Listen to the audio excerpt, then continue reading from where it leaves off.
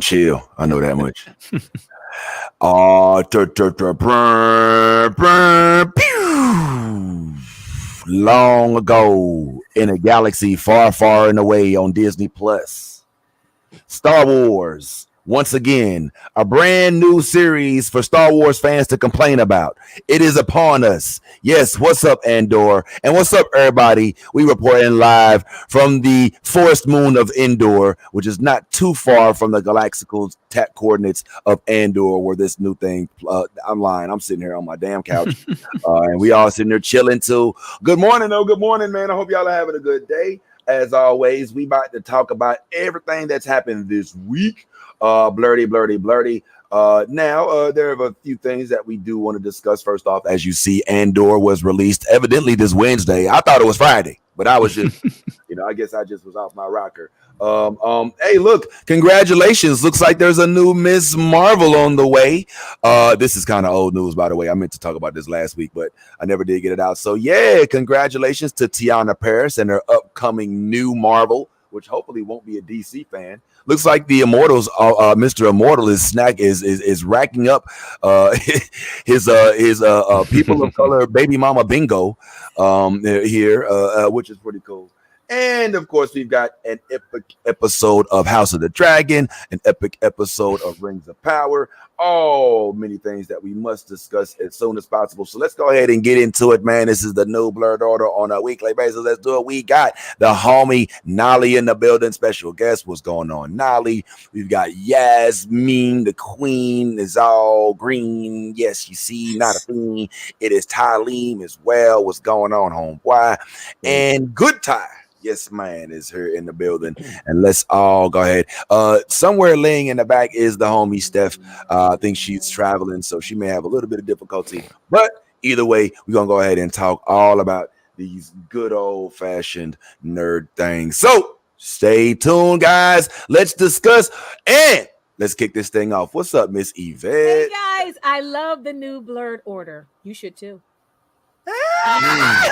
Whoa.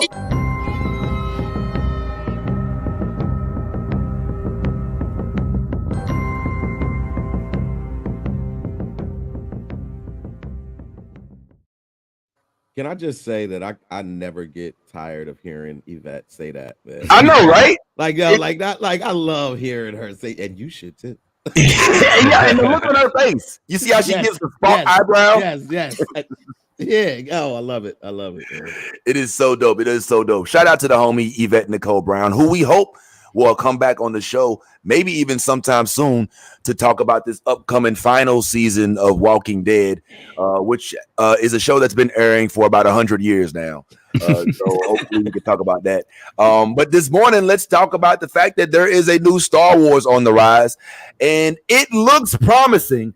I will, in a moment of full disclosure, say I haven't had a chance to check it out, man. And before we even get into this, man, hey, real quick, I feel like it's been a while since we did a wellness check, bro. You know what I'm saying? Like, can we just go around the horn and just make sure everybody's good? You know what I'm saying? Real quick before we get into Andor, before we talk about how much better Rings of Power is than the House of Dragon. Sorry, y'all. That's just the way it is. It's a fact. It's a fact. All right, y'all just have to come to grips with it. We're sorry, okay? Before we talk about She-Hulk and her new sundress and all them curves, yeah, man, like what's been going on, bro? Like Tyrone, bro, you up in New York? I heard that you're parked outside of one of New York's newest NASCAR racetracks. What's going on with you, man? How's everything going, bro? Yeah, not bad. Seasons are changing. I'm about to start my first actual fall. I mean, I grew up in California and then moved to Florida, so I've never really had fall before. So this is like my first time, so I'm looking forward to it. And I guess everybody rides motorcycles when the weather cools down because it has been an actual speedway out here. So yeah, other than that, things are good though. Thank you for asking. How are you doing? I'm good. I'm still recovering. You know what I'm saying? My thumb's getting a little better. My face is feeling a little better. My arm it doesn't look like like just raw meat as much anymore, and I have full use of it. I had a great night last night. I was able to open up for Major Hype, influencer that I'm a huge fan of, and him and his management team tend to have taken liking to me. So that who knows where that'll go. I'll be with them again tonight at Tampa Improv. That went well, and it's good to be back on land too. I just got off Margaritaville at sea, which was actually more pleasant than I expected it to be. Right. So that was pretty cool. What's up with you, Yaz? Yaz, I know Yaz is on like Yaz. Y'all don't understand like what it means to be in a group text with Yaz. It's like, holy shit, guys, great news. And then the next day we're like, hey, everybody died. You know, like she has like these Everybody ups and died. downs, and I'm not trying to make light of anything sad, Yaz, but I feel sometimes so bad because your life is such a roller coaster, man. How are you though? I'm okay. Just riding on the wave, I guess you could say right now. I'm staying above the water, I guess, right now. So that's the best thing for me. So yeah, I'm just cruising, I guess.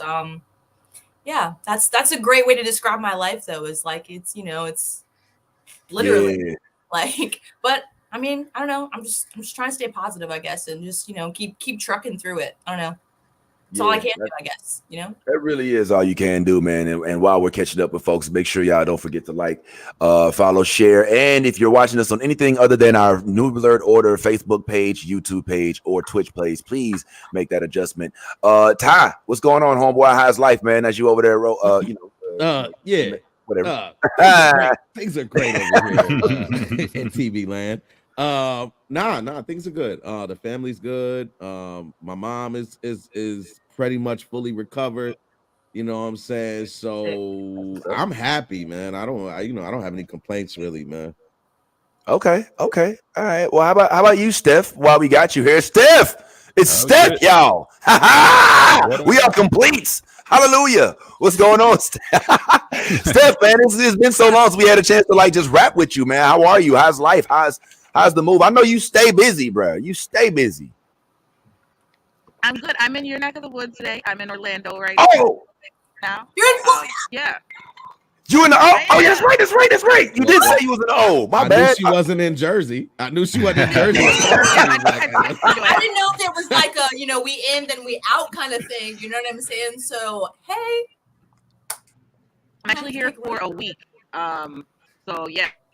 So I'm like, I'm just kicking it. I'm going to Disney. I'm doing because I had a gig last night and then I have another gig Tuesday, I think. So I was like, there's no point in going home, coming back to Orlando like 2 days later.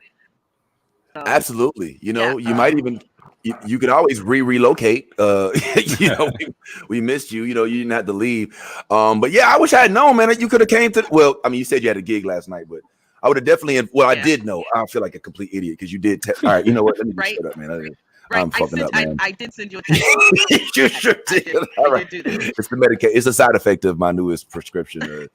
But yeah, while you're here, man, who knows? Maybe we get a chance to catch up.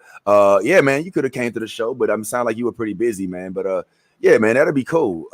Nolly, what's going on with you? How's life with you? How's everything going? I'm on that roller coaster shit too. I'm still on the up and up from having a mini stroke at the ripe old age of 34. Oh my God. So I'm still trying to get over my gym withdrawal and go back into the gym and work my way up to lifting again and dealing with these headaches. But we doing good. We okay. Oh man. Persevering. I'm sorry. Look, I would have had a stroke if I saw that last episode of House of Dragon 2. It was crazy. All right, that was a bad joke. Sorry. But nah, man, I'm sorry to hear that. Yeah, man. I hope that the recovery is going well. It's just that moment where you realize like you shouldn't even have attempted a joke. It was terrible. I was cracking jokes about it the whole time. I was like, it was like I had a partial facelift. It was, I was considering. I was like, maybe I should. No, speech was slurred. Everyone thought I was drinking when I wasn't. It's cool though. I was like, maybe I could just hold my alcohol better than you. I don't know. If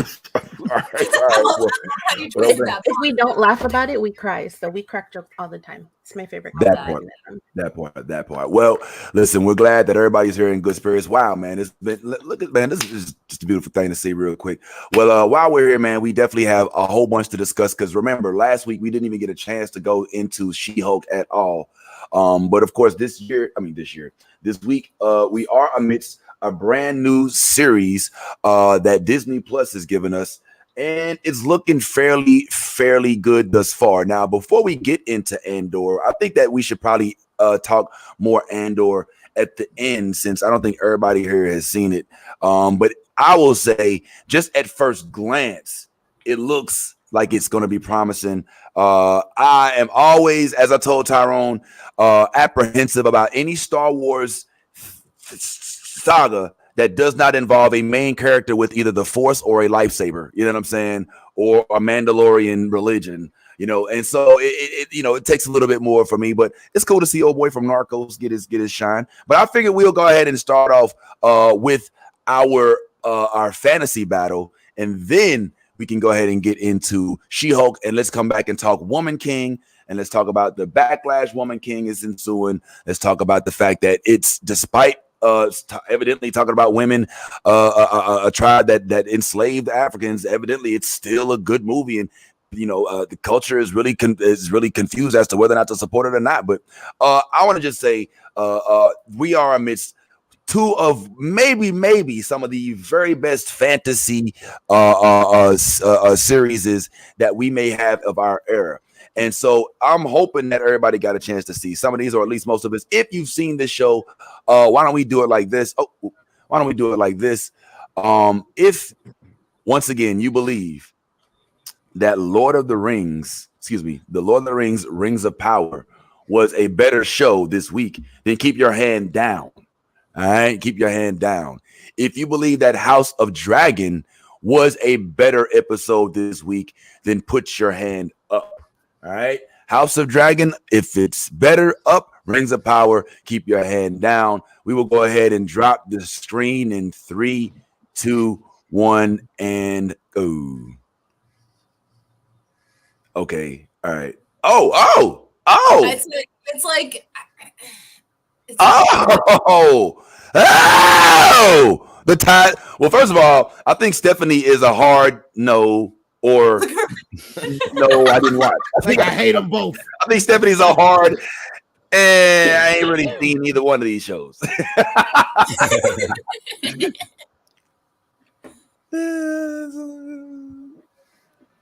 I've been keeping up with Rings of Power. I haven't gotten into the House of other shit yet, but I have been keeping up with Rings of Power, and but I'm following. All right. I'm so glad she's here to talk. Okay, good. Well, of those who did watch and of those who have kept up, it looks like because I think that's we all know Steph lives the life of 5 different corporate. She's freaking Olivia Pope. You know what I'm saying? So she can't just sit down and stop her life and watch everything, when she can't. So when she can, we're happy. But we understand exactly why it is. So it's no pressure. But those of us that don't have lives and were able to watch the show, it looks like Rings of Power came up on top this week. Nolly, am I correct in learning that you are giving Rings of Power the edge over House of the Dragon this week? What's up? What's your analysis? Why say you? This week was giving, okay. Big man was showing some powers. I was like, oh, maybe you are Gandalf. Maybe you're not. Who knows? Because I had that theory that he was a blue wizard because we don't know where they came from. But I was like, okay, maybe it's Gandalf. And then we had the whole scene with Andor and the orc and the sunlight. And I was like, oh, he embracing the darkness. This is getting good. We going somewhere. Mm-hmm. And then we had everyone in the tower who was on some, we could either fight or join them. And it was giving very much Legolas and Aragorn on some, they've seen too many winters or too few, and I'm going to die as one of them. And I was like, y'all all going to die. But I respect the dedication. So all right. So let me ask you this. What is it that Tyrone, since me and you are on the same page, what is it that Game of Thrones, what is it that House of Dragon is lacking that Rings of Power is giving us? That is, for me, you and Nolly, is just making it so easy to be like, look, I'm running with Amazon on this one, not HBO Max. It's a few things, but for me, the biggest thing is just patience. It seems like they're sprinting to every event so you could talk about like the thing that happened instead of, the people and what's going on in the story and stuff. Last episode, just a messy wedding on House of the Dragon. And that was like what they had for us, which, it's fine, whatever. We can talk about it for a couple days on the internet and stuff. But, when it comes down to it, even in its heights, the moments didn't even hit as hard because like we don't really have time to get to know or care about these people. Right. Yeah. Yeah. I mean, that's real. Like, yes. Like we, all right. Just for let me go ahead and put the spoiler alert thing up here real quick. What's going on in the comment section? What's up, Lisa? What's up, Anthony? What's up, everybody going on out there, man? We're gonna go ahead and get into some of these spoilers. Listen, they introduced us to the young Valarian's boy just in time for us to not know him enough, which I thought was fascinating. I did also think that and this is why I want to hear from Yaz and Ty, but Yaz first. I also thought that we've seen the wedding thing already. You know what I'm saying? Like, I mean, I'm not, don't get me wrong. It's always, interesting to have some weird shit happen at a wedding. I was waiting for the wobble to pop off. They had their own little version of the Cupid Shuffle. I don't know if y'all seen that. But like it was, I was like, all right, so who's gonna stab who when? And it happened. And it was like, all right, cool. You know what I'm saying? I was like, that's what, why y'all even have weddings indoors at this point? You know what I'm saying? Like it's just y'all got COVID in Middle Earth or whatever. I'll just stop. So I just, what makes the episode better to you? Like why, Yaz? Why are you still riding with, it's not too late. Why are you still riding with House of Dragon? What was better about it? It's just, I don't know. I'm just so captivated by, I know it's going to happen. I mean, like, it's a wedding. It's Games of Thrones. Someone's going to die. You know what I'm saying? Like, they writ the book on people just getting murdered at weddings. You know what I'm saying? Like, literally. So I was like you. I was just waiting for it. You know what I mean? And yeah, Christian Cole went into that bitch all angry. So I was just waiting to see who he was going to end up murdering. And I got my answer. So I definitely did not think it was the night of kisses, though, that he was going to end up murdering. So that was very interesting at the Rhaenyra's new husband's, love, you know what I'm saying? So that definitely complicates, things there. But yeah, I don't know. It's just so captivating, just like all the deception and just the bullshit, they just literally like Rhaenyra finally got what she wanted, a truce, you know what I'm saying, in her marriage, and she could still live her life, you know what I'm saying, and still be with, Sir Christian Cole. And then what happens? He ends up murdering her husband's now, new love, and they don't have a 7-day wedding celebration. They got married in the little like area where he literally like his blood's just hanging out. They just moved his body and was like, we're getting married now, fuck this, so it's just, I don't know, it's keeping me, I'm just so drawn in. I can't, like, when I watch Rings of Power, it's God, the scenery, that, like you said, the scenery, the costumes, everything about it is beautiful. I loved, like it's leading up to, you know what I'm saying, in the storyline, you know what I'm saying, it's giving me like the characters' depth. I love that about it. But just Games of Thrones, I just love how just like barbaric them niggas are. I don't even know. They're ruthless, and I love it. I love watching it, and I don't know, it's captivating to me. Games of Thrones it's just I don't know, I'm in it to see who wins. Yeah, all right. I hear you. Ty, please help me understand, bro. Because right now, honestly, I mean, this week I asked, there's this young comedian, there's this comedian named Roxy Hayes, in the LA area, who I'm just learning is kind of like a blurred, like she said she's gonna come on the show, but she's only anime. She's really into anime. And I asked her, I was like, are you watching House of Dragon? She was like, you mean that dragon incest show? I was like, yeah, that's that one. Because that's basically what it's come down to. It's dragony. It gives you the dragons for a couple seconds, and then it gives you some violence, and then it gives you incest for reasons. All right, I think George RR is calling us right now. Is that me? Somebody's communicator is going off. Yes, Captain. Is that me? I hope that's not me. I hope it ain't. It don't feel like me. Oh, it is me. Oh my God. Yo. Oh Oh, is this man, thing happening where your iMac starts to piss you off and stuff? I'm gonna be honest. This is one of my favorite parts of the show. It's like, God, turn off, stupid. These unprompted, Just every now and again, Ben's going, fuck. I get so mad.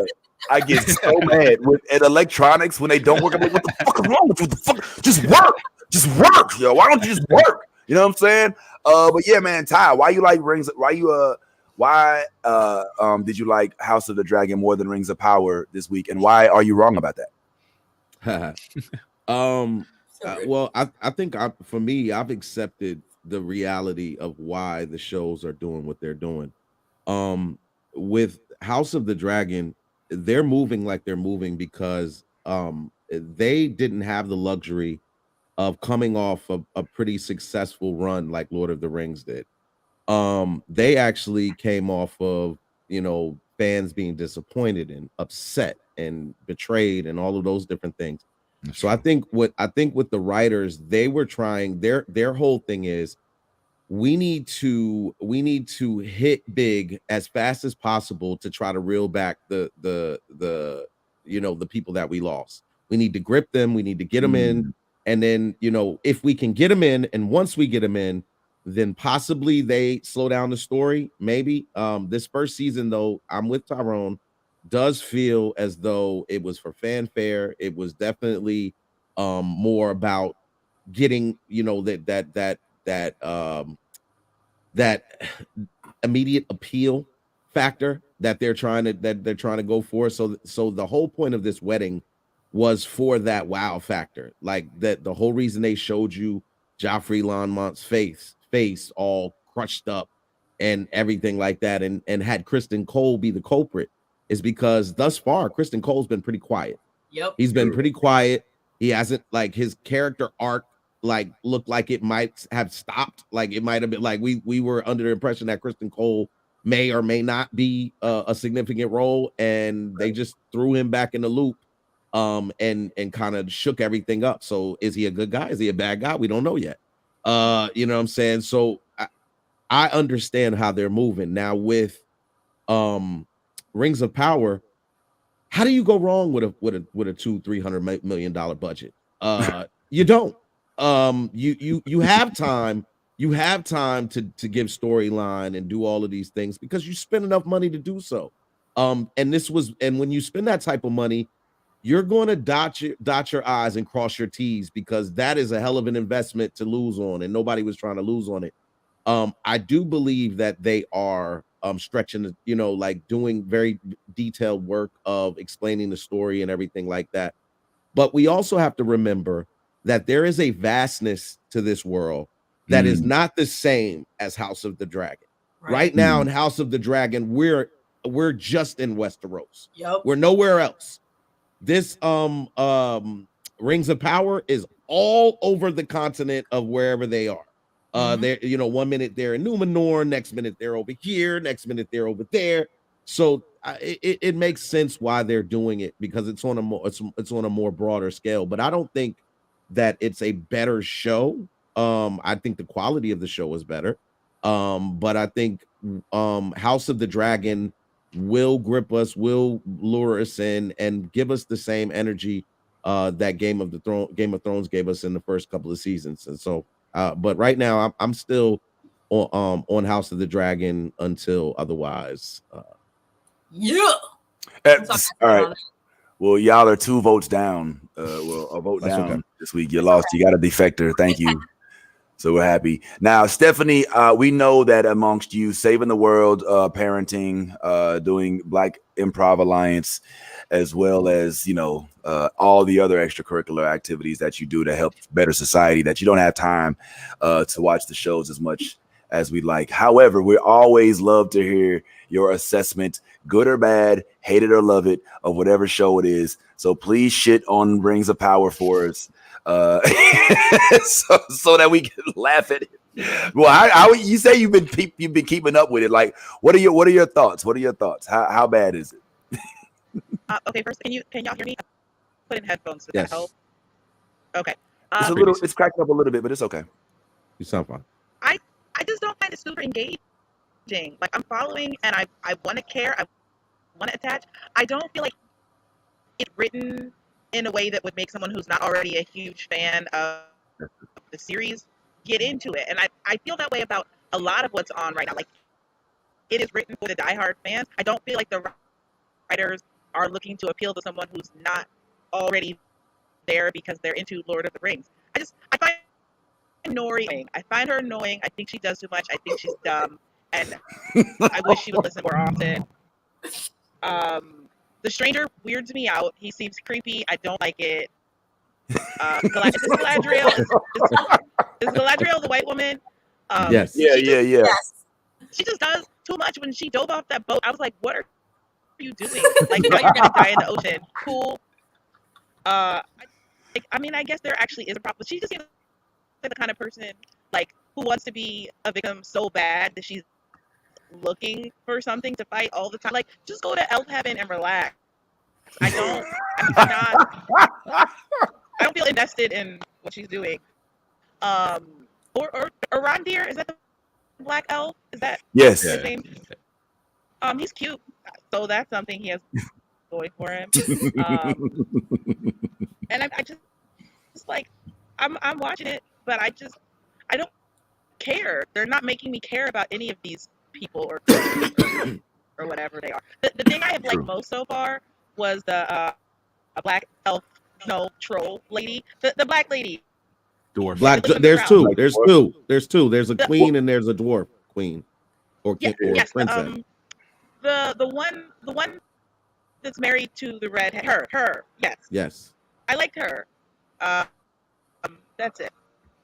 Yeah. That's it. I love when she's like, "Oh, you're done. confronting an elf in your own home. Oh, that's a recipe for certain gravy. That's gravy." Like gravy. She's like gravy. I was like, what is you talking about? Yeah, man. But yeah, I will say, Steph, I will. That is 100% valid. That if you are not already into the J.R.R. Tolkien realm of multiple realms in which elves, hobbits, and men exist amongst demons and orcs, then yeah, this could be a bunch. They do kind of throw you right in the midst of it. You're right. I will say, Nolly, especially as a person who read the books, I think Steph has a good point here. If you did not come into this series already a fan, you could easily be lost. For me, when I'm watching Rings of Power, it's overwhelmingly nostalgic. Like even as I'm watching, like some of the flashbacks that are happening in some of the episodes, I'm like, oh snap! Like, yo, look, that's Balrog. He freaking threw Gandalf. You know what I'm saying? You know, he fought him in the beginning of the Two Towers. You know, I'm like, oh shit. I was like, yo, like for me, almost it's so Easter eggy. You know what I'm saying? That I lose my shit every time. And I think for a House of Dragon, you can only have so many Easter eggs because there's so many references to so many things that happen. So to sit here and like this scene right here, like just when they damn it, I tried to pause it on. There you go. When they showed this part right here, I was like, oh, yo, it makes sense. And this is the weird thing about like Lord of the Rings. Like you can actually create physical items out of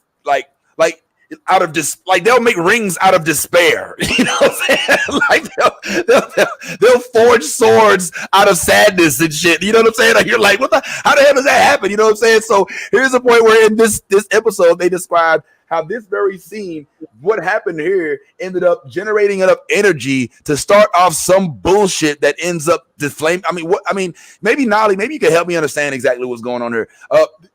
This incident led to something that ends up causing some damage to this tree that makes the elves' lives less likely to sustain. So now they need that rock from the minds of the dwarves in order to sustain. I mean, could you kind of, for those of us who are interested but maybe didn't follow all the way, are you able to kind of break down a little bit more of what exactly it is that's going on in this episode?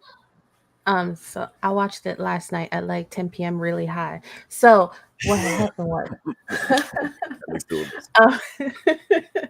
um, from what I gathered, it's when the elf was defending the tree from the Balrog, their powers combined at the same time as a strike of lightning hit the tree, and it created a power that embedded into the earth. And they're assuming, because they don't know that it created an ore, they're just assuming there's a power source, and that power source contains the light of the Cimmerils, um, which is like a whole really, it's one of the most boring JRR books, but it's because it's mostly just history. But so they're assuming that it contains the power of the Cimmerils because that tree in their town is kind of being taken over, like invested of sorts, like with a darkness, and they're assuming that the light would help sustain their lives and keep them immortal. So what will that thing that they get from the mines? What? All right, go ahead, Ty. What's that thing from the mines? What is that? It's called mithril. It's called mithril, and it basically is an ore that is illuminated by this power that she's referring to, and nothing can douse it. Yep. Nothing can douse the light. So the light is what the Eldar thrive on. That is their power source, the light. Everything that kind of we've seen thus far, it supports that. When they go to their elf heaven, as you called it, it looks just like a big light, just a light that they just kind of submerge themselves into. So for this mithril, it's so important to the elven race because at this point, the tree that is in the High King's city is currently dying. It is currently dying, which is from what the High King said, is showing the fall of the Eldar. Like that. Like this is if that completely engulfs, I guess, their city or whatever, then their race is over. And he said all races. Actually, he didn't just say their race. He said all races. Why all races though? Because it seemed that it. What's my man's name? Elrond. The one the elf that kind of looks like he's out of High School Musical. The dude who's following around. He's basically saying like, yo, look, man. If this happens, if we don't get this mithril, then the elves will start to just vanish into whatever. And I just don't understand how that translates to all races. Like, I think it's because the elves are only in Middle Earth because they were chasing their enemy. They helped defeat Sauron in the first place. And so they, in turn, sort of are single-handedly the reason why Middle Earth was saved the first time. And so I think he's a little cocky, but he's saying that if there are no elves, then nobody else is going to survive. Yeah, he basically like, hey, if the elves are dying, y'all are definitely dying. Yeah. It's just it's hubris. Yeah. And, go ahead, Ty. And I was just going to say, and they alluded to it. It's this darkness is not just this darkness is there to engulf the earth. Adar already told you that the light will be gone. Like my brothers, you will be able to come out. Don't worry. That'll be gone soon, referring to the sun. So this darkness is not just a darkness that will envelop the lands. This will cover the entire world. And I think that's what the High King is speaking to when he says like it's the end of all things, because the light is what they thrive on. Without light, everything else will die. That's kind of what I think that's kind of what they're alluding to. Seems a little pretentious, right? Look, y'all better save us or y'all dead. You know what I'm saying? Like it seems a little alarmist. I'm not upset. One thing we have to remember, and this is something I had to break down to my wife, and this is something that I had to talk to I think Ty about last week too. Like, elves are not humans. Like, elves are superior to humans in virtually all ways, with the exception of emotional capabilities. You know what I'm saying? I mean, elves are just our future Vulcans. You know what I was I'm gonna saying? say they're Vulcans, is what you're that's what you're describing as a Vulcan. I don't even watch Star Trek, and I'm like, that's a Vulcan, man. Yeah. Look, Got the Vulcans, ears. they're space elves. This is no, look, Spock is a Keebler. Look, look, he belongs to the race, man. That's how it is, man. They just have a different life. You know what I'm saying? But what's up, Ty? You know what? And I just remembered something. That the Mithril is a callback to the Lord of the Rings when Galadriel gave it to Frodo and said it will light your way in the darkest places or something like that. And he used it with the spider. Remember, he used it when he was in the. Was that Mithril? Well, that was the Lady of the Wood. That wasn't Galadriel. They're not the same person. That's They're Galadriel. The same person. They're the same person. But, yo, the Lady of the Wood is Galadriel. Are you fucking kidding me? I didn't even know that. Are you fucking kidding me? Yeah, dude. That's the Lady of the Wood. Yo, what? Yes, bro. Yo, see, I love this shit. Are you serious? Like that's yeah, bro. I thought you knew that. Yo, so that's Kate Blanchett's part. That's young Kate Blanchett right there. Yeah. Oh shit! This series is based on Kate Blanchett's part. Yeah, the Lady of the Wood. Yeah. If we just take a moment to step back and just remember that scene and those scenes, then we can almost tell that there is evil locked in Galadriel, because at one point Frodo offers her the ring. Do you remember that when he offers her, here, you can have it? Yeah, that's right. That's right. She's like, and then not like, for me this. She's like, don't it, and gets all loud and gets big. I would be a queen, one whose reigns on supreme, and all will bow to me. Yeah. And then she comes out of it. She had a flashback for a moment. Yo, oh shit, yo. See, this is why I love this show. You know what I'm saying? Like it's drawing direct lines, direct parallels to the series, to the movies, and to the original shows. Excuse me, the original books and original movies that we watch. Even the cartoon. Like I remember. Look, guys, one of the reasons I came into the J.R. Tolkien isn't necessarily because of the books and the movies. It's because those little cartoons that used to come on Saturday morning. They used to play Frodo back. They had the Lord of the Rings cartoon. I remember the song, the Nine Fingers, and you know what I'm saying. And remember I seeing Master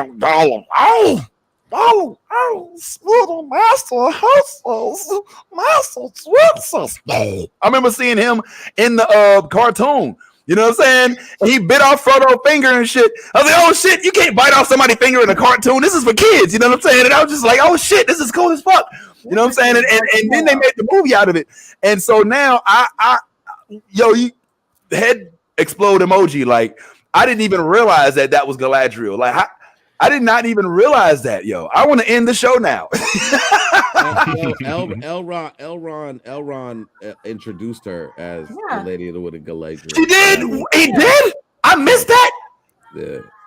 Oh, this is why I love meeting up on Saturday, man. See, I didn't even peep that, yo. You need to stop watching these shows with your phone in your hands. That's what you need to stop doing, so you could hear the conversations and see the words happening.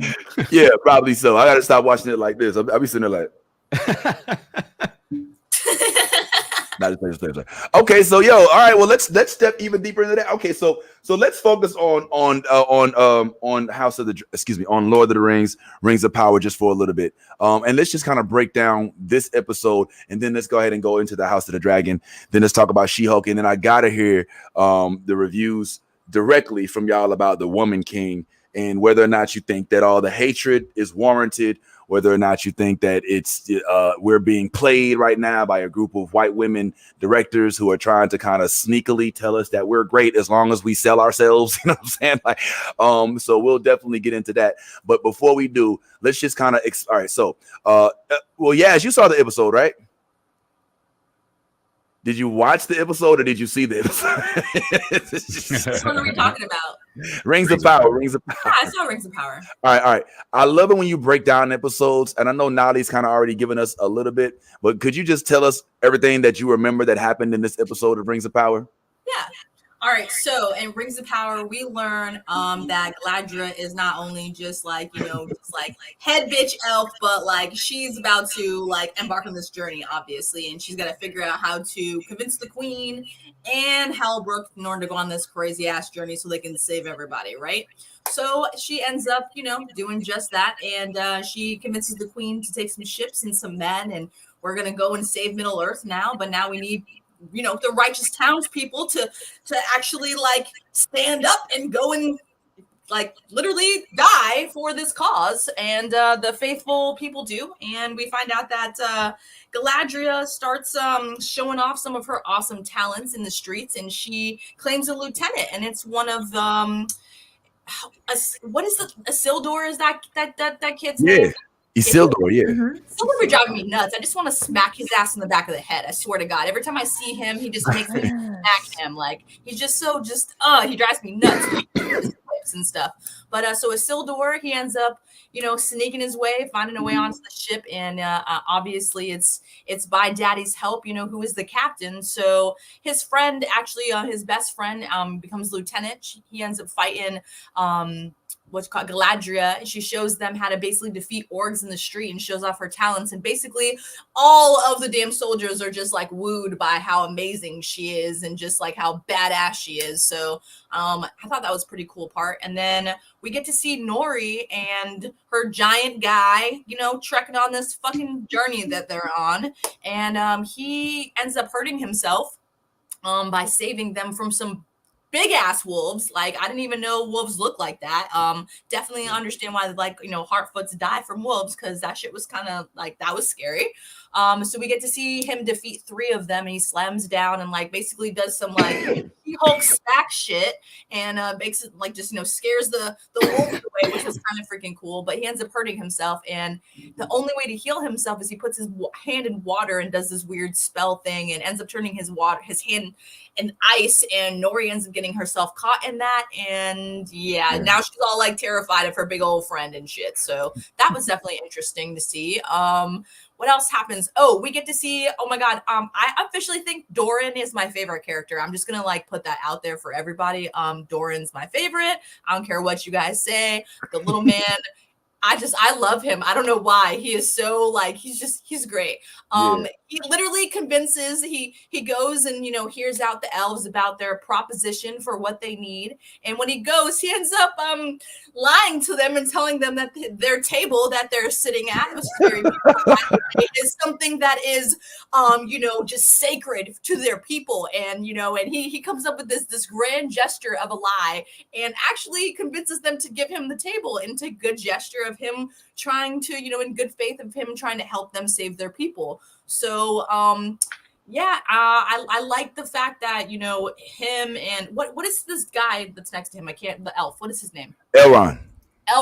I like their relationship and how it's like very conflicted. Elrond is obviously trying to save his people, but he's trying to stay loyal. And I like that he did stay loyal to his friend by not, denying or saying, that, he has found the mithril that everyone is looking for. So, and I like that, like Durin is he's skeptical, but at the same time, he's just trying to make sure that he's saving his people from, what could happen if this gets out and other people use it against, for bad, not good. So I don't know, this episode, it was obviously beautiful as hell. It was obviously very detailed and very, very cool. And I love, like where it's going, and I love the story, but it's just like, I don't know, House of Dragon. I'm just I think I know what's going on, man.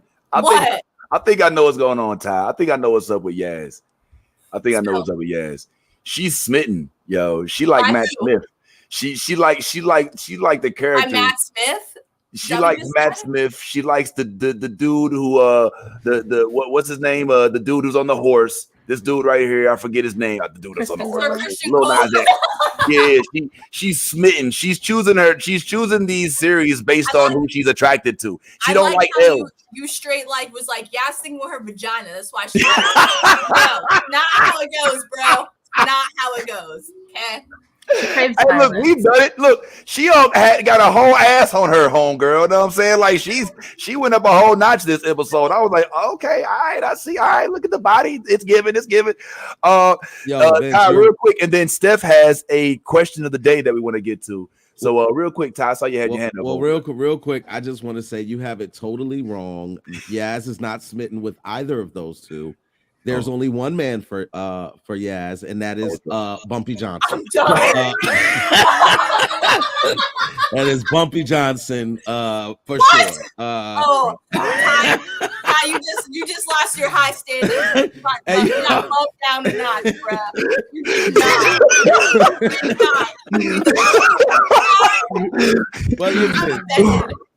She's trying to get the invite to the brothel, huh, bro? But what I wanted to say was there's one thing that I've noticed about all of the Lord of the Rings kind of movies and series and everything that they kind of predicate their shows on. Like all of them are all based on loyalty. Like, you know what I'm saying? Like whether a person is loyal or not loyal and what happens when they aren't or are, you know what I mean? Like this is one of those, I feel like another one of those Lord of the Rings epic sagas of loyalty and heroism and you know, all of the things that go into a world of this vastness. And Elrond, this conflict that Elrond is in at this early in the series is just I think is gonna this is gonna be something we see throughout the story, where you have individuals that have built relationships, and then you come to this crossroad of, do I need to backstab them, or do I need to stay loyal, or whatever the case may be.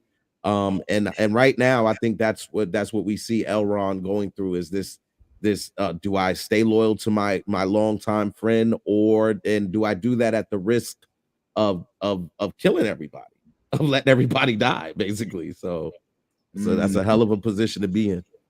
Yeah, you're right too, and that's a huge distinguish them from these shows too. Before Steph's question of the day, is that if Elrond was a cast member of the House of the Dragon, he would be up for the chopping block, because everybody that shows nobility or that shows some sort of character virtues is not fit for the show. Like that's kind of the theme of it. It's like, look, you cannot win with good virtue in this realm. This is a Game of Thrones. And this time it's about the House Dragon. So it's cutthroat. Nobility, weakness, you know what I'm saying? In Rings of Power, you're almost like, this dude's too good to be true. Like what, like is, you know what I'm saying? Like something's wrong, something's off about how noble he is. But that's a whole nother subject whatsoever. But yeah, Steph's got a question of the day, y'all. And I'm eager to hear it, man. Steph, what's going on? So, Vince, you talked about how Rings of Power is all about forging items out of the intangible. So, I want to know, if an elf approached you and created an item which represented you out of something that you have a lot of, what would it be? What would it be made of, and how would it work? Whoa, that's deep. Yeah. Oh, I'm gonna need about a month. All right. Say it one more time. Just say it one more time for us. Okay, so if an elf approached us and they were like, I'm gonna make an item that represents you, not necessarily what you would want it to be or choose, but they were just like, oh, a lot of this is coming off of you. A harness it. What would it be of? What would the item be, and how would it work? Whoa. Okay. So if an elf approached, so basically, what can an elf make that will represent us out of us? And that could be something that's good or bad. Yeah. Holy shit. All right. Yeah. I'm gonna need. You said it's out of a weapon, though. They're making it out of a weapon, though, right? Time to learn some skills. An item. I got it. Item. Okay. I got mine, so I'm ready when we are. I got mine. Yeah, Ty's gonna have like a weapon made out of birth control. Why would I have birth control around? Definitely not that. Yeah. Birth control around. My bad. The opposite. Good question. Good question. Let me see if I can draw this up. Ty's about of fertility. It would be like the Karma Sutra. That's what it would be like. Yeah. Book, you know what I'm saying? Of like different, sex positions and different things to do. I'm glad y'all think y'all know what's going on in my house. I'm glad y'all think y'all know. Come on, bro. We know. I mean, hey, listen. Bring out the kinky side in you. That's what it would say. Listen, We ain't got a kink shame. We know our boy. We know what it is. Yeah, man. Come to my OnlyFans. So great question. Oh man. All right, so the question of the day, y'all, is Stephanie is asking us what an elf will make out of us into a something, and why don't we come back and visit this at the end of the show? So around 10 till close, we'll go ahead and come back and talk even more on that. And she taps into some stuff because that's kind of what elves do, right? I mean, elves, they stay around for a long time. That was one of the reasons why Elrond and my man, I forget his name, the dwarf, why they had beef, because like elves are like, bro, I just didn't see you for 20 years. Like 20 years, maybe, like a little white elf foot for the dwarf. It's and you're like, Tyrone is like, No, I love it. It's my favorite thing. My thing is always, whenever you start an accent like that's European, it's how quickly do we get to Jamaican? That's always that's my whole thing is like, okay, come over here, so no pussy, man. So, but again, man, just to kind of jump on, look for the folks watching, I know that the Lord of the Rings, look, we know that it got a lot of criticism coming in, and warranted. I'm gonna keep it real. Like, some of it is a little, it's a lot to take in. Like, this show has about 6 or 7 different, completely separate plot lines, as opposed to House of the Dragon, where it's like, who's gonna get the throne? Is it gonna be Rhaenyra? Is it gonna be? It's like it's deep. You know what I'm saying? It's real deep. So it's like we don't really know for sure what we're watching when we're going to see Lord of the House of the. So for it, like Steph said at the very beginning, it might not be for people that be as good for people who haven't seen or aren't into the show already. But for those of us who are, like, it's dope to see how they embody. Like, that's a conflict that in this realm is a problem. Elrond and Arendor. What's the black? Arendor, the black elf. Arendor.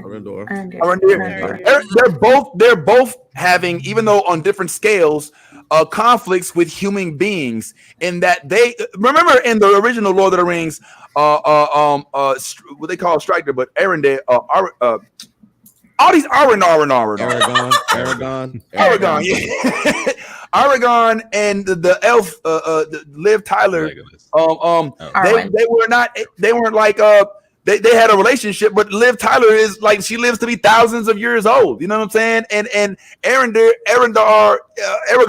is a human being that only has a limited number of years on the earth. So the conflict is like, how do I love this motherfucker, knowing that they're gonna grow old? You know what I'm saying? How can we have kids knowing they're gonna be conflicted? All that bullshit, and that's a conflict that they're still exploring here. What's up, Steph? I was just gonna say, for the record, I have seen all the movies.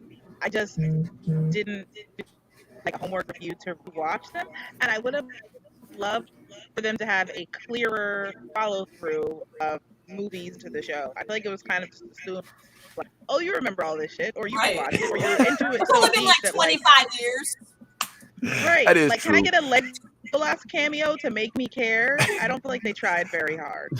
Well, I mean, Legolas, I don't think is around. I don't think Legolas exists, and like, Legolas is kind of a babe. I think he's only been around for like hundreds of years. In the first one, I just feel like they could retcon him. You just want to, okay, that makes sense. The lack of Legolas. She's got a point there though. Like, I think that's why I have a conflict with the shows, because I like it, but like, I've seen the movies like 20 something years ago. You know what I'm saying? I haven't watched them as recently, and I wasn't really into them either when they first came out. This series is getting me more into watching it. You know what I'm saying? But I'm not gonna go back and watch fucking 7 hours of movies just so I can, understand some of the. Yeah, look at your face. Yeah, I'm being. It might even be more than 7 hours. That Oh, is it's about 20 hours. Yeah, like I don't have equal to 3 have hours. 20 hours to go back just so I can be like, oh, that's who they're referencing. Okay, I got you. So she's right, a little bit of like something of a a tidbit of or before or after they show it. You know what I'm saying? Like, hey, just in case you don't know who they are, these are the people we were talking about. You know what I'm saying? Like, here's like why they were important. That would just be like, you know what I'm saying? It's been 20 fucking years. Ty. Well, to that point, yes, I think they have given us new characters, and we actually just haven't discussed them. But your boy Hallobrand, he or whatever his name is, that I call Bumpy, the one that I call Bumpy Johnson. That's your boy. All right. Not my boy. That's your boy with your the lip. Your boy Hallobrand. So like he has he looks like he's gonna have a really huge character arc. Mm-hmm. Like when you look at him, right, you see right now him in beggar state. Yep. But I bet you at some point we'll see him be uplifted to whatever. If he is the king, we'll see him like make a total 360 and be a hero and all of those kind of things, because in this episode we know that he can handle a sword better than the average person, enough to spark the attention of an elf to say, hold up, wait a minute, that ain't normal. I ain't never seen nobody in your position do nothing like that. And they just kind of sped past it. We also know that there were some new people that in this episode that were cloaked in all white that pulled up on the crash site of where our we don't even know who this guy is, but I'm gonna be honest, this episode alluded a lot to him being Sauron. It was a lot of emphasis on the fire and him having these memories and these flashbacks and the eye. And so I'm just saying, I don't know if he's Sauron, but I know there's a connection there. So whatever, and we need to find out who those people were in cloaked in white. Nolly, do we know who those people were in white? We don't know for sure who they are. I have a theory. I think they're the Maiar, which are they're basically like these magical ruling creatures, which is what Gandalf was originally. He was created by them, so he's one of them.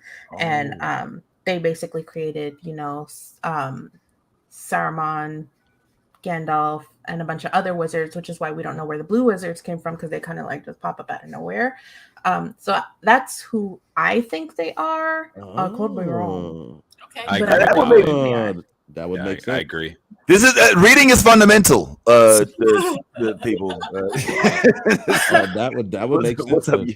Very insightful. So can you just like give me a flashback to the Elf King real quick? I just have a quick question for you guys. Okay, the Elf King. The Elf King. Which? The Elf King.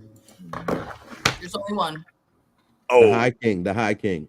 Yeah, the High King. I don't think you had a you did one with it. Okay, well, anyway, you guys know what I'm talking about, right? The High King. Oh. Shady. He rubbed me wrong. So, like, yeah, I'm not gonna lie. Since day one of him showing, like, I don't like his character, and you know who he like literally reminds me of though. He reminds me of the fucking dude. He reminds me of Matt Damon playing Loki in the plays in Thor. Like, no lie. Every fucking time I see him, I'm like ready for him to just be like, just like doing some play type stuff. Like literally, I'm yes, this man right here. I am like, yo, I feel like he is our bad guy in this. I'm literally just getting all these bad. Like he's our bad guy in all of this. Yeah, I feel like he's a fierce elf representative. Like the one thing you got to remember about elves. Although there are a couple of exceptions, Elrond's looking like he may be one of them, and Legolas was one of them as well, is they are not emotional creatures. Like these are creatures that are very stone-faced, very warrior-based. You know, what's up, Tyrone? I don't necessarily know if I agree with the fact that they're not emotional. Thank I you. feel like it's just that they've been around so long that they just don't deal with little shit. Like they're just like that. That's I'm not petty. worried about that. Yeah. Like that's Yeah, it's like it's they're gonna big. die. Like Yeah, you're like this little kid shit. I feel Well- that too. Yeah. Well, what I mean by that, and maybe perhaps you're right. That's a good concept. But what I mean by that is like you rarely will see a scene where the elves are celebrating, laughing, joking. You'll rarely see them. I mean, you saw it only when they cross culture, right? When Legolas developed his bond with Gimli in the first three. And they were like competing with, how many orcs they could take out. You know what I'm saying? Like that was because they were crossing culture, but they don't do that with each other. You know what I'm saying? Same thing here with Elrond. Whenever he talks to the dude that looks like Zoolander right here from there's nothing there. But when he talks to the dwarf, who hopefully that's not a derogatory term, they're having fun with each other. They're kicking it, and it just is indicative of the way that elves are. And so when you're speaking about him being like potentially evil, I just feel like he just doesn't have any relationships with dwarves, so therefore he has no way to like emote. What's up, Ty? I was just gonna say, this is my opinion. I was just gonna say it could also be indicative of their like this is the king he's talking to. You know what I mean? Like, so it could be, and the king is talking to his subject. So it could be that there is a level of respect, but let us know that I am still the king, you are still my subject. And one of the things that I did like about this episode is even though they are in those positions, there is a level of respect for Elrond based on what his father has done, because everybody is always talking about his father and what his father did for the elven race and all of these different things that his father has done. So I think his placement in the kingdom has to do a lot with where his father did. And so out of that respect, the king did not make him divulge the stuff. He did tell him, what's at stake, but he wasn't a complete asshole. He didn't say like, yo, I can make you do it. You know what I'm saying? Like he still left it up to him. He's just letting him know, look, you got to make a decision, because if you don't tell us, this is what's happening. Like the tree is dying. You see it. If this dies, then everybody dies. So, but if it was a respect thing, he wouldn't have straight called the king a liar. Like he was like, "Did you lie to me, motherfucker?" like he's straight up said it to the king, and I was like, "Damn, this thing you don't give a fuck." You know what I'm saying? So I don't know, man, but yeah, you're definitely right about the commanding respect based on the family's name thing, and yeah, that was interesting. I don't know if you saw that on the screen just now, but it is interesting how it sounds like he is a product of a interracial relationship of elf and human, which so that could also have an impact. Spock, same thing, you know what I'm saying? And and so there's a whole running theme there, man. But either way, bro, I just think that this show is giving us way more to delve into than House of the Dragon. Don't get me wrong,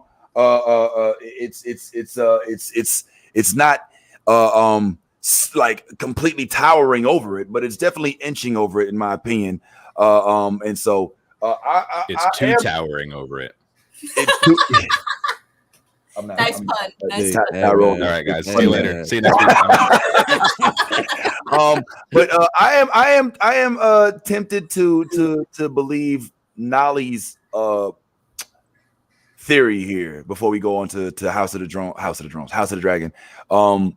With us, if these creatures are who she says they are, then I mean, why would that be Sauron? Like Sauron, this I don't know, man. I don't know. Listen, like Sauron already supposedly exists, right? Like in the movies, we saw the very first 5 minutes. Sauron is in the army. He's marching alongside the orcs and the dark armies of Mordor.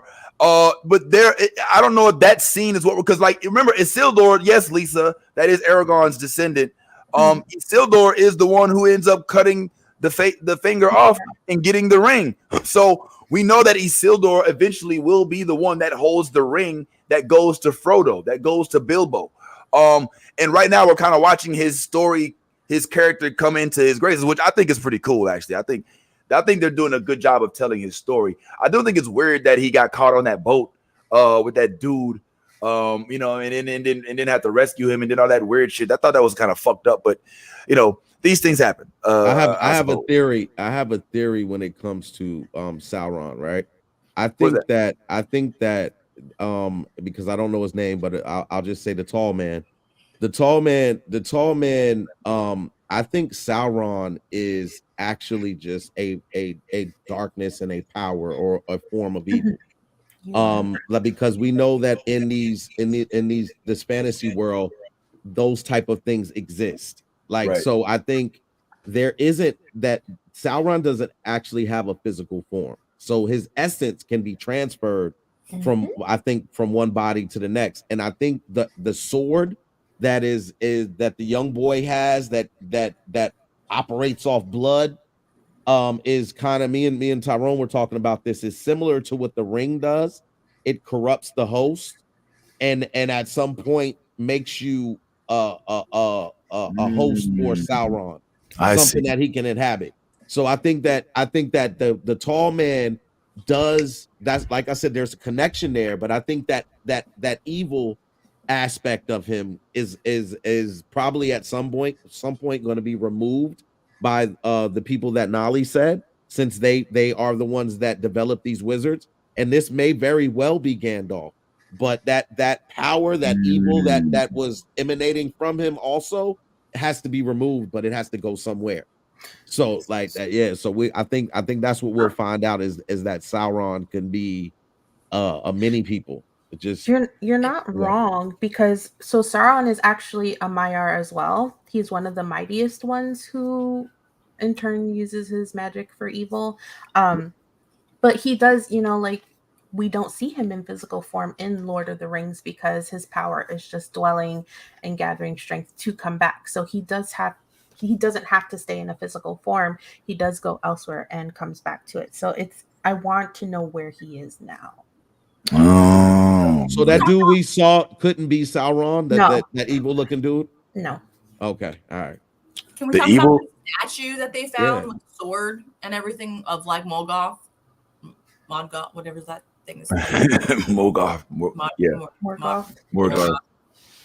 Yeah, remember like where the tower that everybody was held up at, you know what I'm saying? Like the half of the people that stayed, and you know, the kid gave Adar the sword. Remember they found the statue? Yes. What was up with that statue? Does anybody know? Like, what was that, like a prophecy, or because like if you saw the sword was like plunged into a body, like it was a man's body, it was plunged into, and like the guy said it was like they're people's undoing, basically.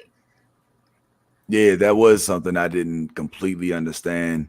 Any insight? Anybody by chance? Nali, maybe. I thought it was a callback. It seems like I recognize that statue. It's I kind paused of it just to see it. But we don't get full story on Morgoth yet in Rings of Power, and he's essentially kind of like the first main antagonist in the whole history of Middle Earth. Sauron is actually like his successor. He's one of his lieutenants. So we know that he's one of the big main bad guys, but I didn't fully understand the statuary thing, but I was also really high, so maybe I wasn't paying attention. I'm gonna rewatch it. We gonna gather our thoughts later. It just like pause it whenever you see that statue. It's like towards the end of like the episode, you know what I'm saying? But just like because it's like stabbing someone and stabbing a man, yeah, and like, and it doesn't even look like a human man. It looks like a big man. So like that could be the big ass man, you know what I'm saying? And that's how, you know what I'm saying, he turns evil, is like, you know, his blood, and like he turns into like Sauron, you know what I'm saying? Like, because the sword turns him into that, you know what I'm saying? Like the conduit, like, because we saw when the kid stabs himself, the sword grows. We saw that. You know what I'm saying? So if he stabs himself enough times, it gains enough of his blood and everything and turns him, then like the sword obviously is full again. And then if they stab the old man with it, and just like in the thing, then Sauron can come from him. I don't know. That's just me. Somebody That's who's a good theory, though. watching, you know what I'm saying? But like, just like put that together real quick. But I just thought that was interesting, and that we should just like, you know, keep that in the top of our heads because it was a prophecy. Definitely a good theory. Somebody's going to remove the audio from Yaz's explanation, and all we're going to see is these stabbing himself hand motions, and people are going to be like, "What is she talking about?" This is very interesting. Stupid. Well, yo, a lot to unpack, man. We'll be talking about this episode even in the future, man. But we got to get on to the House of Dragons. Steph had to step away for a little bit and charge her battery, so hopefully she can make it back before the end so we can get the questions answered. But yeah, man, I still am on board with the Lord of the Rings of Power show leading the fantasy battle. But let's go ahead and talk about House of the Dragon incest show. And let's just get into this. Listen, look, when we first started talking about, on episode 1, everybody jumped down Tyrone. There ain't no incest happening, though. That's what I'm saying. There's none happening right now. But like, it's so incestuous. Cousins are marrying cousins. What are you talking about? Cousins got married. I just thought about that. After I said that, I was like, shit, cousins are married. See, he greeted him, hello, cousin. Right. Like that's how he greeted her. Like that. Hello, cousin. Mwah. Yeah, you know what I'm saying? Like, come on, man. I mean, we get it. We get it. This is illustrative of in medieval times, supposedly. Share the womb. Well, look, it's a low bar. The hand tried to. Hey, look, bro, look. Well, all right. Well, I'll tell you what. Yes, as our esteemed breakdowner of episodes, could you kind of give us the rundown of what happened on this week's episode of House of the Dragon, since you love it so much? Listen, it's so cutthroat and riveting. I can't take my eyes away from all of this, just everyone killing people. I'm sorry. So we basically just got to see Rhaenyra and her dad traveling over to Dragonstone, I believe it's called, right? Nope. I don't think it was Dragonstone. It was Runestone. Runestone. I was close. Not Runestone. High Tide. High Tide, whatever. Oh, you're talking about High Tide. Oh, okay. Yes, High Tide. So they're taking a journey over to High Tide so that Rhaenyra can pledge her new allegiance to her new husband, so that way we can combine the houses. And in this journey, we find out that Viserys is not very good at traveling on sea. His ass got super fucking sick, and that kind of is something to keep in mind. So when we take this journey to go over, we find out that Rhaenyra and her cousin, this handsome, strapping young black man next to her, I can't remember his name right now, they're going to be married to each other so that we can combine the households. And the father had some questions about, what was going to happen when they do get married with their kids. Are they going to have the Targaryen name? Is that household going to end or not? So we find out that no matter what, they're still going to end up having their father's, Valerian last name until they become the heir to the throne. And then their name will change to Valerian to keep that title going. So we find out also that there is some serious marriage issues going on in the king and Queen Alicent. She is very, very upset at what happened with her father leaving as hand of the king and with the repercussions of those actions. We also get to actually meet and see Daemon's wife, the bronze bitch, as he called her, and we get to see him kill her ass literally in the first opening scenes. That was very interesting. And in killing her, he now owns the veil.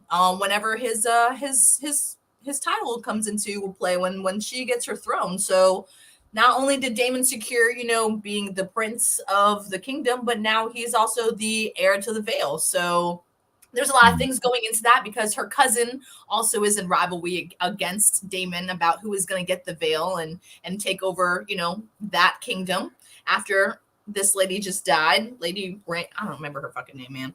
But anyway, we also get to see a royal celebration of a wedding that happens between Rhaenyra and her newly man. What did they call him? The man court or something like that? King consort. King consort. I thought that was fucking kind of cute and a little, I felt like that was a little degrading for him, because you're a king consort, you're her king concubine. That's the kind of what I heard when they said that. So I was like, oh shit. I thought that was very interesting how they named him. And we get to see some, first off, some dancing happening with them and their, their royal celebrations. But we also get to see Sir Christian Cole get really, really pissed off and take his anger and his jealousy on the fact that he asked Rhaenyra to run away with him while they were, on sea, and she completely denied him for her duty. And that's her choice, and she made her choice, and now she's got to sleep in her bed, and her man is angry. And we also know that her uncle is still trying to fucking kidnap her and make her his bride. So there's a lot going on in this wedding celebration. Daemon makes a grand entry, of course. Alicent makes a grand entry and ruins a speech of the king, and we get to see a murder happen, which was, like, I'm not gonna lie, it was kind of epic. Rhaenyra and her man consort both got knocked down in the scuffle. All right, so I thought that was very interesting. He took a couple blows to save his night of kisses, and unfortunately, the night of kisses is now dead. And we actually get to see a royal wedding that's not very royal. It's very hush hush and quiet because there was a murder that took place, and we need to make sure that this happens because this love affair now is no longer. And the king consort now is going to probably be conspiring against Sir Christian Cole, who tried to kill himself, but the Queen Alicent stopped that from happening. So I'm very curious to see what's going to happen. Is Alicent going to turn Sir Christian Cole against Rhaenyra so that way she can secure her, her entitlement for her kids, you know what I'm saying, and their claim to the throne? We're very much in the midst of some crazy shit happening right now. And as I saw for the previews before, we're jumping ahead a couple of years now. So I'm very curious to see what has happened in the years that we have jumped. Is the king still alive is what I really want to know, because at the ending of the episode, we literally get to see Viserys and he drops right as soon as, like, the I do gets said. So, and everyone's rushing to him and look at his nasty ass fingers. Oh my God, it's so gross. Oh my God. So yeah, I'm very, very curious to see if we're going to have a funeral, if we're going to have a new crowning. There's so much shit going on. So how could I not be so immersed into the House of Dragon right now? I'm just saying. I mean, that's cute. That you're right, but I mean, I mean, I don't know. All I heard was I've gone from, like, oh, I love this show, to, oh, Rings of Power is better, to fuck House of Dragon. I've gone full arc. Not fuck it, but honestly, for me, even though that was a great breakdown of the episode, there's still something missing about this show that I feel we're probably going to get towards the latter half of it. I think it's, you know what it is about me? I think I'm an action junkie. We know. And these last couple episodes have been light on action. I know there was a fight scene after they did the Cupid shuffle at the wedding, but I didn't that wasn't enough for me, and it's starting to get very soap opera-y.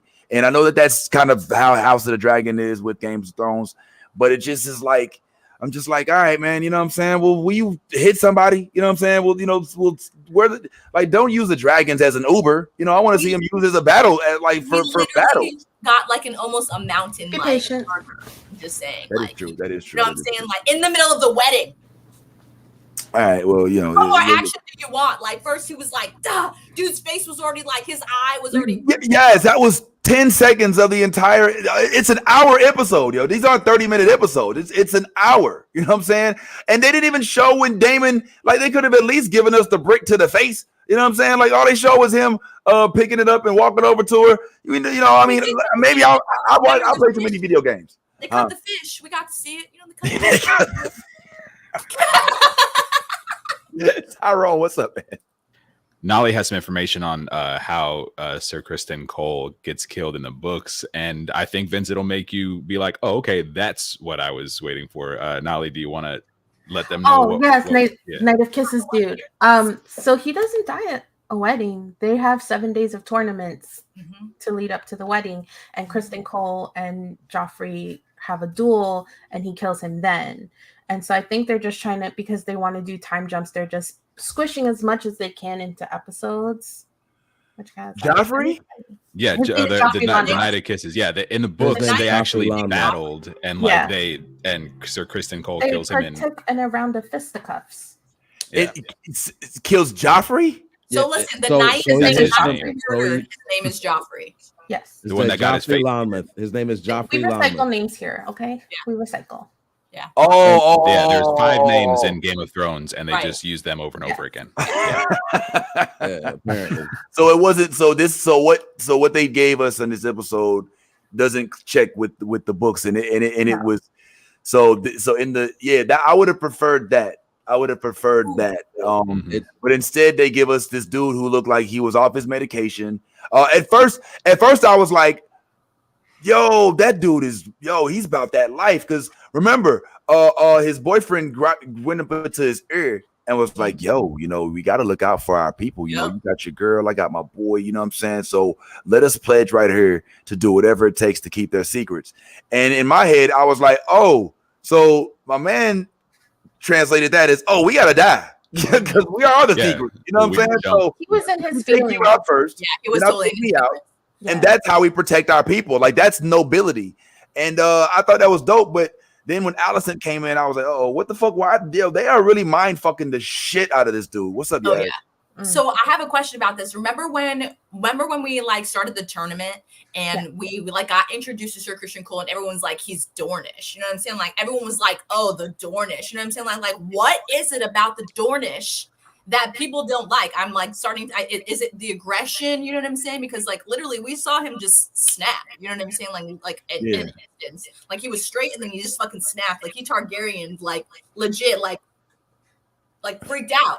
So I'm wondering, maybe is that is he gonna be now? You know what I'm saying? Like Sir Christian Cole, like the Dornish. You know what I'm saying? Because remember, he's the only one there that's from Dorne. Like, and that's why everyone in the tournament was like, oh, and like Rhaenyra was so attracted to him because he was different. So I don't know. I thought that was another interesting thing too. Like, you know what I mean? Nolly, any insight on that, man? I don't know if the Dorns are like Klingons. I mean, what's going on here? I think it's one of those like, holier than thou shits. Like they think that they're better than them. So, like Dorne is like, I thought you said it for me. It's like the Pine Hills of, the whole realm there. But Kristen Cole has a great storyline. It's gonna get ugly. It's fine though. Well, what about Lena? This week we got to see her come out. She's fully grown now. I mean, she grew into her wig. She's Damon's face. Look, and look, my man wasted no time. He's like, listen, my chocolate drop. Why don't you join me and the rest of the I almost said some R. Kelly shit, but I don't want to. Oh my god, that was the different version. Is she fully grown or is she 15? No, she's like, she's in between 15 and 17. The version you just showed is from next week's episode, and she's older in that episode. That's a totally different actress. Yes, that's the older one in that episode. Yeah. This is when she's already married. Yeah, this was him hitting on another child to whom he is. I'm done. He said, I heard he was a baby, so let me put a baby in. Tyrone's like, I need an age number palette under every actress, please, so we can just make sure we can understand the difference in age right now. Like, I think I think next week we're everybody's grown at this point. Everyone's grown and married. You know what I'm saying? Like the babies are no longer babies. You know what I'm saying? Everybody's kind of. But in this show, babies just show up out of nowhere. And like, so they just like throwing people in whenever they want to. So like Damon might be like, hey man, there's not enough little kids around here for me to hit on. And they'd be like, sorry, we're going if you think about it, it's kind of exciting though, because now we're gonna get to see Allison and the King's kids grown up now because they have 2 kids. You know what I'm saying? Like, and is the second kid a boy or is it a girl? Hey, it's a girl. The second kid is a girl. I thought so too. You talking about Allison's kid, and with the King, is it a girl or a boy? It's a girl. Helena. It's a girl. Okay, so that's definitely something. Like now we're gonna see those kids grown up too. So that's like, I mean, like jumping forward, this is kind of a good thing because now we're seeing the crown being questioned. You know what I'm saying? Like who's gonna get the succession of the crown? So I mean, Vince, this is what you want, all your damn action and shit. We're about to get all the action. The trailer gave us everybody's kids: the king and the queen's kids, Rhaenyra's kids, and Lena's kids. Yeah, actually, let's maybe if we can real quick, but but just to yes, calm down. What you just described was a bunch of hierarchical bureaucratic shit. None of that has anything to do with fighting. Fight the crab king. They fought the crab king, and like Damon. So this is a bunch of loop de doop. Oh, marry this one.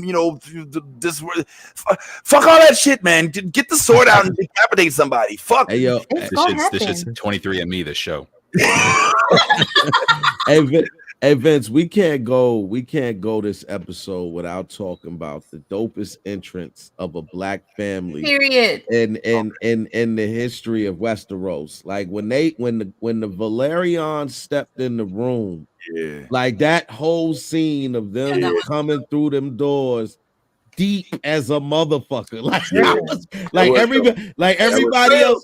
everybody else had their interest. They was like House Lannister and Jason Lannister and the Lannisters, and they came through. They was like, "Hey, princess," and all of that. Hey, yo, I just came to show. She was like, "Whatever, my man's better than you. Get out my face." And so they look. Then they had the high towers and everybody coming through. Like how's tower, but when Valerian came through, I felt like music dropped, the doors open, like the fireworks went off, and they came through like we here, y'all. The party can get started now, and everybody rose up and stood to their feet, like it's them. They finally here. Like that's what that was a dope entrance. Like you're right. Why wouldn't you be all That's what you do in your home stadium. Yeah, you make a big thing when you become come in. the queen's concubine. That's what you do. Well, wait a minute. Wait. This happened in Castle. This happened in Westeros. No. They went back to they went back to King's Landing. Yeah. To have the wedding. That's right. For the wedding. It wasn't even home field.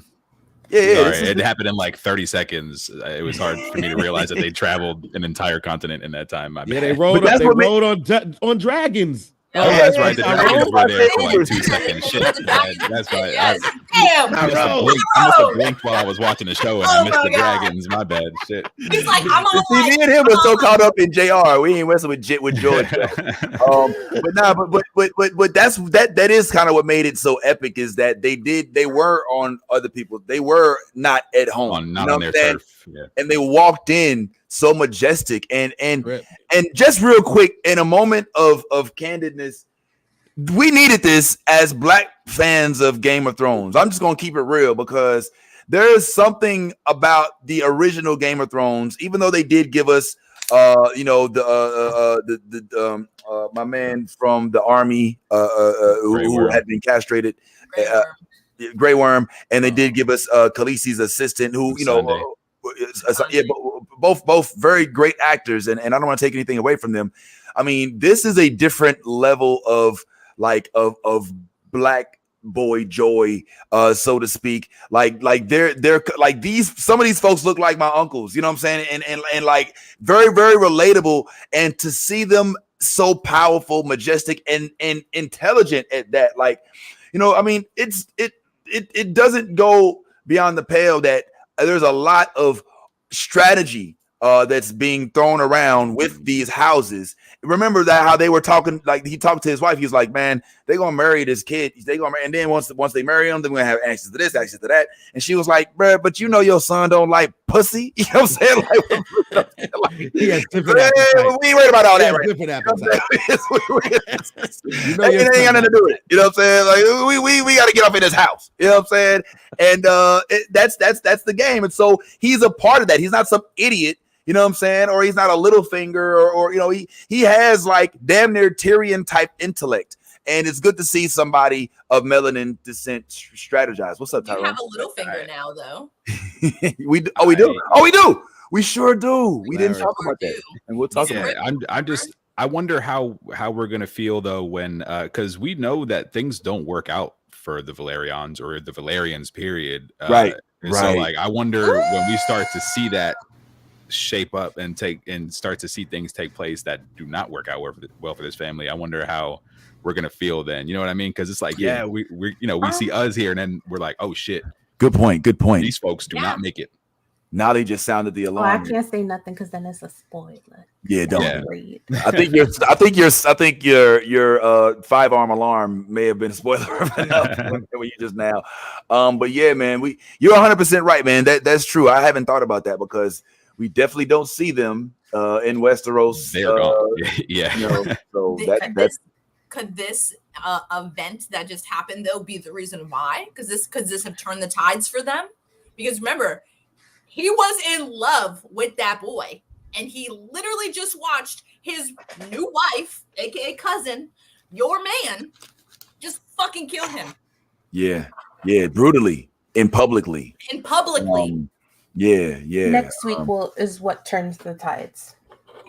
And speaking of next week, before we leave this subject and kind of get into a little She-Hulk, and maybe hopefully Steph can make it back, and we can even get into the background of excuse me, that's Steph's question. Steph is back. Steph's back. Okay, Steph. Oh yeah, she's got battery. Okay, bet. Real quick.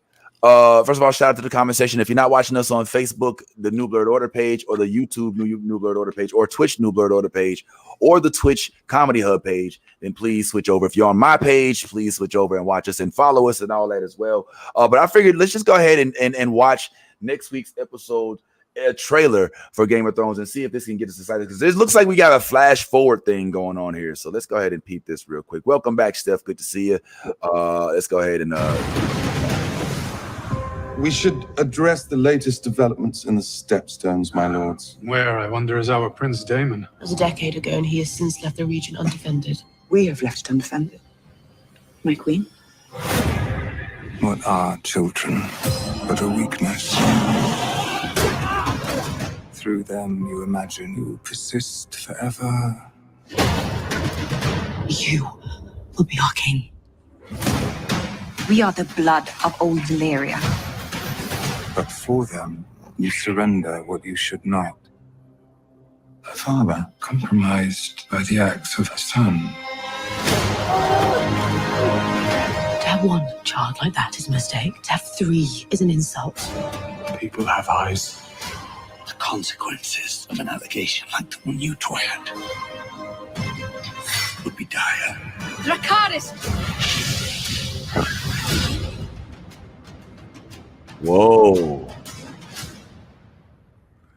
That looked like that might be Christian Cole's son. One of them kids look like they might be Christian Cole, It's baby. about to go down. That it looks like Christian man. Cole, baby.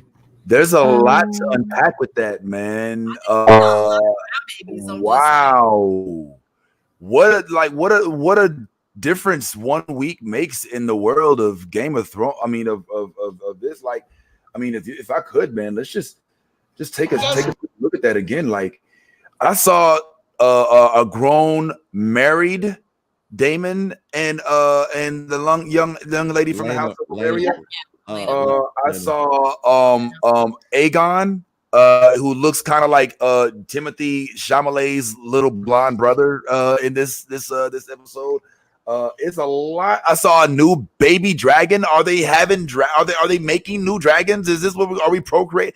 Like, I guess it is the House of Dragon. There's a lot going on here, man. Let's talk about it. They said too that when at the end of the dragons weren't that big. They were like barely bigger Yeah. than like, so that this could be, you know what I'm saying, the end of the era where we see smaller dragons, because that was a pretty small dragon. You know what I'm saying? They were like holding it inside of the castle. So remember, they did say towards the end. Yeah, they said towards the end that the dragons didn't get that big because, you know what I'm saying, like towards the house dying, and that's ultimately what killed the house, is because the dragons were gone. Oh man, that was their power, was the dragons. Okay, so this little evil looking motherfucker right here, bro. That's like, so this he looks like Will, or what's his face? He looks like the kid off Stranger Things, Mike, with blonde hair, bro. He does kind of look like old boy with blonde hair. But he's still giving me he's still giving me Dune vibes. But yeah, man, this dude right here, he's just his look alone says a lot. Am I tripping? Like, he got this regal Joffrey-ish, like fuck that, I'm the king ass look. and you saw him fighting already. Like the dude's already causing trouble. I mean, to grow up knowing that, look, I should be the king, but my aunt is in the way, and that, you know what I'm saying? Like there's oh yeah, there's a little bitty dragon. Who's this kid? Who is? Oh, so you're saying that you think that Ty is absolutely, he's the oldest child, and he looks like Christian Cole. And that looks like that could be older Christian Cole right there. There's a. God damn it! Why don't you go back? In the trailer, the king tells the hand, a father compromised by the actions of his son, and they focus on Harwin. So just focus on it. What does that mean? Harwin. So because remember, Christian Cole abandons Rhaenyra for the queen at the end. Oh, yeah. So is that not his baby? Oh, yo! All right, man. All right. Saves him from killing himself. Remember, because he was about to kill himself. Allison was like, Christian Cole. Yeah. So it looks like they forged new alliances. Yeah, man. And I'm a little weirded out, honestly, that I kind of already grown attached to Rhaenyra's actress, the actor that played Millie Alcott. Alcott. Yeah, so to kind of see them get pushed a little bit to the wayside so soon is a little disconcerting. But hey, man, it shows that this group of writers is not afraid to take bounds and not leave you in your comfort zone. And that's one thing that, despite me still liking Rings of Power more, that Game of Thrones and House of Dragon does pretty well, man. Let me see. It's like actually Christian Cole's Christian Stephanie. Well, you know what, Vince? It does allow the writers room when you do these long gaps, like 10 years here and 15 years here and all of that kind of stuff. It does give you an opportunity to do flashbacks and tap into what happened within those 10 years. And you might see Millie Alcock again. I don't think an actress of like her is someone you just use, like that and then just get rid of. You don't just discard her. Because I really thought that she was like the face of the show. You know what I'm saying? Which doesn't necessarily mean nothing, because Ned was the face of the show for like the first 3 episodes. So but Damon is the face of the show. If they jump Damon is the hero. But if they jump 10 years only to do flashbacks to tell a story, I'm gonna be like, what the hell are y'all doing? Yeah, because we got hundreds of years before the Game of Thrones events start. So like we got a lot of ground to cover. Yeah. It's 176. It's 172. It wasn't that. But no, like we don't have to cover it all in one season. They could have spread it out a little bit. Yeah, Do we know how many episodes are in this season? I think we're almost at the end now. It's 7 episodes covering 450 years. I think there's going to be cars on the streets of King Landing by the time season 1. Model T, we're going to see one of those cruising the streets. Electric dragons we don't even need dragons anymore. We have laser guns. Everything's going to be crazy. E-dragons. Hell no, self-piloted drag. Okay, all right, man. Listen, enough of the fantasy talk, man. Look, thankfully, we overwhelmingly won this week. Ty and Yaz. So right now it's 1-1, but we still haven't gone back to discuss the prior episodes. So it's 1 week in the hole for Rings of Power and 1 week in the hole for House of Dragon. And at some point in the next couple of weeks, we're gonna have to go back and discuss the original episodes so we can rate them as well. But for right now, man, let's have a little bit of fun, man. Let's talk about our favorite person of color, She-Hulk. Just kidding, guys. Please don't bite the head off the straight. Yeah, man. So yeah, man. She-Hulk was fascinating this week, man. We got to see some interesting characters. We don't have too much time left, so let's just kind of just delve right into it. This week and last week, I once again am just going to declare that She-Hulk has bona fidely stepped into the realm of comedy. This is a comedy show, a lawyer comedy show. It is not Falcon and Winter Soldier. It's not any of these other shows. It is strictly for laughs, giggles, and it has superpowers in it. And I love that about it. And I think that it's given us the brevity that we need in a world where folks are trying to take the superhero fantasy life way too seriously.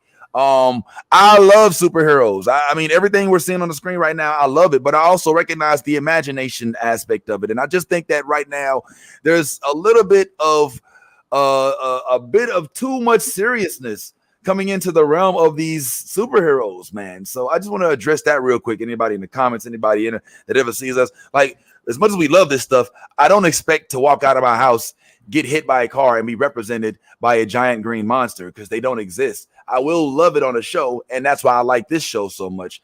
And we got to see once again, Titania is back in it, and I love this actress, by the way. She's British in real life, I believe. So this whole little Valley Girl accent she puts on is 100% great. But yeah, man. What do y'all think? Why don't y'all give me a thumbs up if you loved this week's episode of She-Hulk, a thumbs down if you weren't feeling it at all, and give me a meh if you were definitely feeling it. I'll go ahead and pull this down here in just a moment. Why don't we give us 3, 2, 1, and how we doing? Hey, all right. We got 2. We got 3. Whoa, we got 3 mess. Okay, all right. Let's start with Steph. Steph, since she's back. Steph, I know you've been lukewarm on She-Hulk, and I know it's kind of corny to you. Is the same reasons this week or anything different? Nothing's changed. Well, she got some love from the internet for this little dress here, I guess. You know, there was some folks that was like, you know what, man, I ain't mad at this dress. You know what I'm saying? I would have wore it. You know, some folks were kind of happy that this is a woman-led wedding episode. Any room for that in your liking, or just like? I saw that debate and the outfit was terrible. I was like, why isn't anyone excited about this? This looks like you walked in Ross and grabbed the first thing you saw and walked out. Oh my god. And I like Ross, but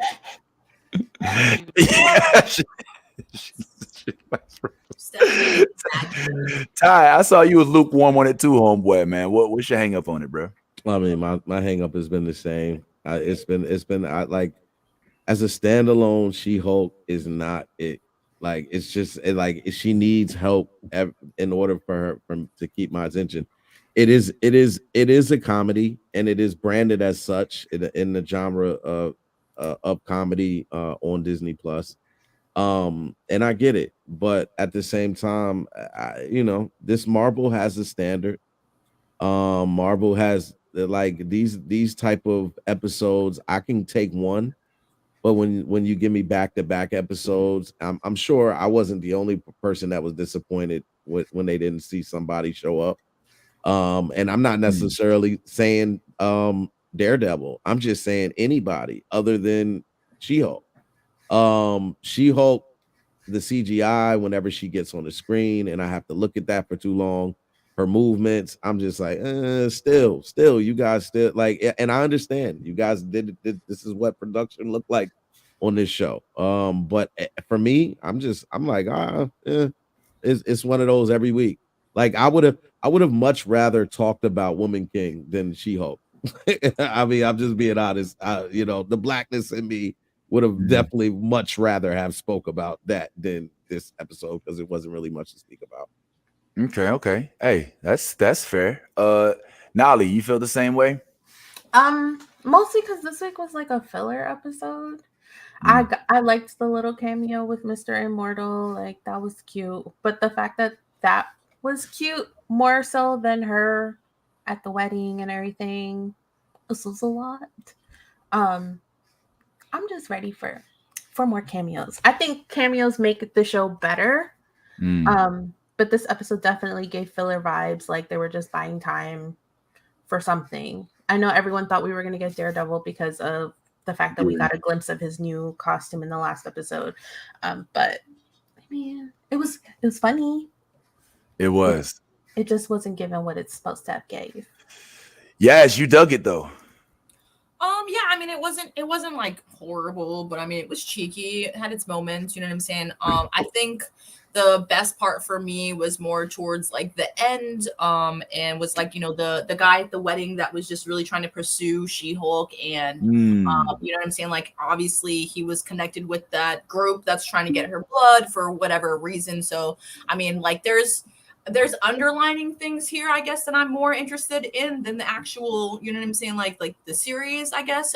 It's cheeky, it's funny, it's a good watch, you know what I'm saying. But I had just a lot of questions about like this whole like plot of the wedding. Like we never saw the girl's husband, you know what I'm saying. Like there was just like there was just like so many things about it that I was just like, you missed, you know what I'm saying, things in here so I could see other things. So I don't know, it was just kind of it was very I guess just it's interesting to me to watch every week because I'm just looking for the little tidbits inside there that like other people aren't looking for. Right. So I don't know. I like She-Hulk. She's funny.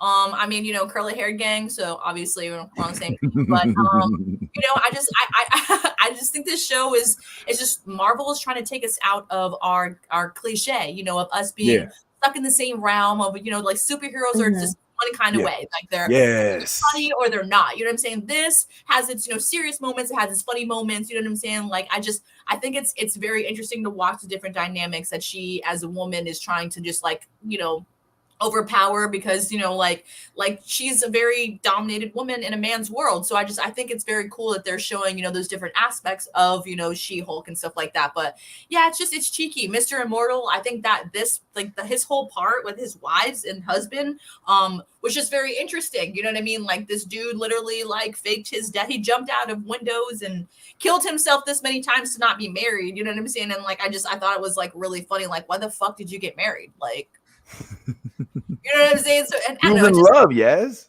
yeah. And then he wasn't. He said that. So yeah, why would you get married? You know what I mean? If that's obviously your, you know, your innuendo. I mean, the lady with the kid, I mean, that was the only kind of person you should have married. You know what I'm saying? Like I don't know. It just was very interesting. And like he didn't even like die. He just literally like fell and then just got right back up. It wasn't like, you know what I'm saying, like oh, he's dead. You know what I'm saying? So it's kind of like, how do you fake your own death if you're just like, you're literally laying there for a second dead and then you get right back up? It's not really like you're immortal. It's just kind of like you didn't even fucking die. You know what I'm saying? So I just wish they could have left him dead for like, I don't know, a minute or two and like had somebody come up to him and like shake him and him just like, huh, all right. And just like, you know what I'm saying? That shit would have been really funny to me. Like him scare the hell out of somebody, like popping up, you know, and just getting off the car like that. If someone would have been like, oh my God, he's dead, like freaking out, you know, like I don't know. There just could have been a lot more with this episode, but there's just it's funny. It's funny to watch every week. I'm not giving it too much, you know, thought. I'm more giving it just like, you know, I'm just watching it for the laughs and just for the little Easter eggs inside there so I can pick them up later for other TV shows and stuff like that. So yeah. And we're running low on time, but I agree wholeheartedly with what you said about this being Marvel's attempt to kind of take a step back. And like, look, man, all people with superpowers are not necessarily Avengers, superheroes saving the world. Some of them are just people, and they're trying to dial down the grandiose, majestic aspect of superpowers and just bring like, look, this is just a chick, like she's using her powers to get dick. You know what I'm saying? Like it's crazy. You know what I'm saying? Like it's this is the world that we live in. But she's forced to use her powers because people don't like Jen, which is another problem I have too. Like she's very pretty as Jen, and like I just don't understand why they're plagiarizing that. It's a big thing. Like no one likes Jen, but She-Hulk, everyone wants to fuck her. Like I just don't get that. You know what I'm saying? I feel like that's kind of like a Futurama death by snoo thing is kind of weird, you know, like it's like a fantasy thing, like a fetish, you know what I'm saying? Like that's what I feel like a little weird about it. Well, I think that's what this episode gave us. Like you said, she got her first potential love interest as her own Jen Walters instead of being She-Hulk. And I think that's something that I think that this whole entire episode was basically meant to set that up, that and Mr. Immortal, and to establish the brilliance of her assistant. I forget her assistant's name. But the assistant, whatever her name is, Nikki. Yeah. Like Nikki kind of stepped up a notch this episode and was proclaimed. I mean, she's been very, very Rosario Dawson, very Misty Knight. She's been very like into this, like very, very integral in all of these episodes without necessarily being the main character. So, but I think for me and Tyrone, what's up, yes? Sorry, before we end this conversation, my biggest thing is like I think the whole like the immortal guy, I think the whole reason why he popped in there is so like his kid is going to be someone that's going to be like prominent into the future, because we found out he had a son with one of these ladies. Does that kid have powers? Is he a normal kid? So I don't know. I'm hoping they like touch on that later on. That's a good question. And you did say that. And I caught that too. The moment it was like, oh, I had a kid with him, I was like, oh, there's somebody out there and we might meet them. Ty, did you have your hand up or were you just I don't even remember, man. Just go ahead. You and Nolly over there, bro. Yeah, boy. I want that strain. But I think before we kind of get to Stephanie's question and then get a little bit into Andor if we can on the way out. I think Tyrone and I, as fans of shows like Community, The Office, you know what I'm saying? I think that I love Workaholics. You know what I'm saying? I like this show called there's a show on Peacock called the it's about four black guys. I forget. But we like a good comedy. We like a good laugh, just to chill, not worry about the world ending and ultimate takeover of global domination. It's just a chick who shows up in a wedding dress who twerked 3 episodes ago, who's just here, and she's funny. Like the actual writers of Marvel know how to write good comedic content. You know what I'm saying? It's almost to the point where you don't even laugh because it's expected. You know what I'm saying? So is that why we, Tyrone, as comedians, if we're stand-up comics, are we just a little more enamored with this because we are just comedy nerds too? Is that what it is? Or I think it is. It's fantastic comedy without a doubt. They're doing a great job with that. But I think this is one of the few. This is one of the times where they have been like actively and openly telling us, like they look like she looks at the camera and she's like, hey, this is what the show is going to be. Just to remind us that it's not going to be like some crazy like connected Infinity Stone type shit. Like Jen Walters is just trying to live her life as a lawyer. That's all she wants to do. All she wants to do is lawyer shit, but she keeps getting dragged into this stuff, and it's reluctant. Like she's reluctantly getting dragged into the superhero thing. All she wants is a lawyer show. All she wants is to have her weekly fun. She was having a great time at the wedding, that kind of stuff. She didn't want to be pulled into the She-Hulk thing, or into the fights and stuff like that. So the show is doing exactly what they keep telling us they're doing. They just want us to have fun in this world without worrying about bigger connections for now, at least. They teased at the end of this episode that we're going to be getting into that kind of stuff, but at least for this time, they were just like, hey, enjoy this. We're having a good time in this little self-contained lawyer world, or we're going to try at least, even though there's going to be people trying to mess us up at every turn. Yeah. So it's been fun to see it. I think Tatiana Maslany has been doing a great job, and there's been a lot of really good character development throughout these episodes. While people have been looking for Easter eggs and connections and stuff, they're missing a lot of fun stuff about just this character going through becoming a Hulk and having to deal with both sides of that. That Patty Harrison, by the way, right there is a comic and an actress who's absolutely hilarious in everything she shows up in. Killed it as the bride, had some amazing lines, just so funny. So yeah, I don't think Mr. Immortal's kid's gonna come back into anything. I think it was just they're like, hey, this Mr. Immortal guy is ridiculous. Like, let's have some fun with this. Yeah, and that's what they're just having a good time. I like it. Absolutely, I agree. And last week's episode was pretty cool too, even though I'm having trouble remembering it, but I remember we did get in last week's episode the fact that they're likely going to be giving her, as you may have seen already, some tea leaves, a uniform, an outfit, a superhero outfit. That was the takeaway from last week. It was superhero outfits. It was them going and getting Iron Man garb and all that other stuff. So it's one thing about this, like if you miss an episode, like you're not like, oh shit, what the fuck? You know what I'm saying? Like it's just a lighthearted little thing. And I dig it, man. And shout out once again to friend of the show, Adam Murray, who not only was in last week's episode, but was in the teaser for this week's episode as well. He's out there doing his thing. Dude's in Cobra Kai. Dude was in Stranger Things. Dude is all over the place, man. So give it up, Adam. You look like a trucker version of Jason Momoa. This dude he's just killing it, man.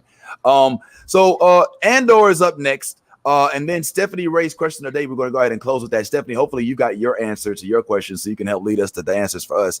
But before we get to Stephanie Wade's question of the day on the way out, Tyrone, I know that more than anybody on this panel, more than likely, you have been looking forward to the drop of this Andor episode, these Andor episodes, homeboy. So without spoiling, we're not going to do the spoilers because I don't think everybody's had a chance to see it because it's 3 episodes that were released on Amazon Prime this week.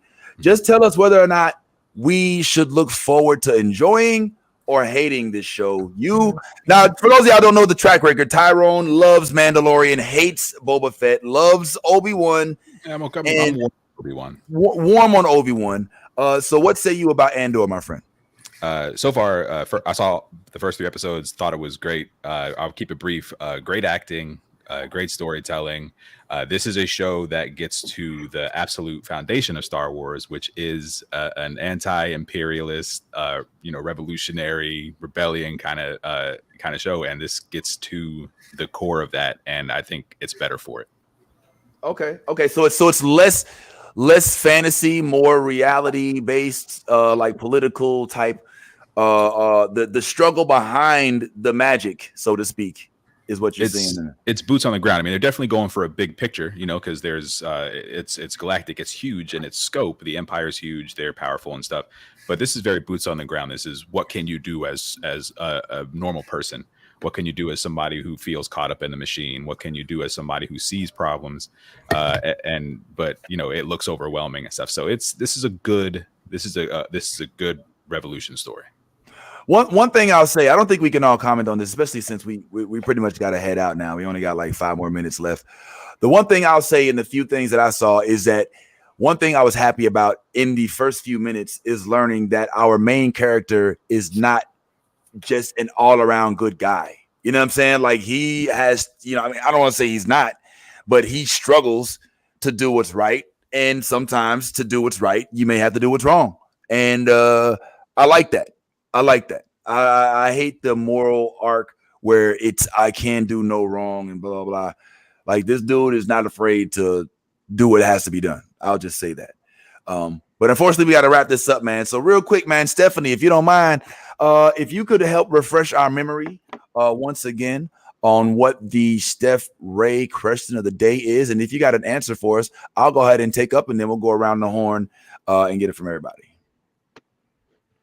Cool. So if an elf were to approach you and create some kind of item out of whatever excess energy they sense emanating from you, what would they make? What would it be made out of? Because it's something that you resonate, and how would it work? So my answer briefly is that it would probably be a sword of doing too much.